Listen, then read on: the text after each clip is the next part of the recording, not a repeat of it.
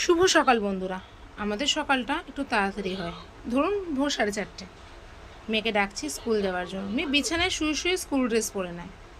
এখনও চুল বাঁধছে না, আজকে বায়না, আজকে চুল বেঁধে স্কুল যাবে না, আজকে টিচার্স ডে সেলিব্রেট হবে ওই জন্য।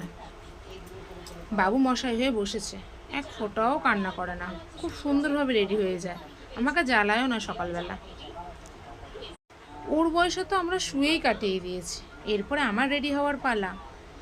এই যে আমি আর আমার মেয়ে দুজনেই রেডি, এখনই আমরা স্কুল বেরিয়ে যাব। আমার মেয়ে রাস্তার দিকে যাচ্ছে টুকটুক করে হাঁটতে হাঁটতে, দেখুন কত স্মার্ট। এবার আমরা গাড়ি করে পৌঁছে যাব স্টেশন। আমরা স্টেশনে পৌঁছে গেলাম, আমাদের ট্রেন স্টেশনের চলেও এসছে।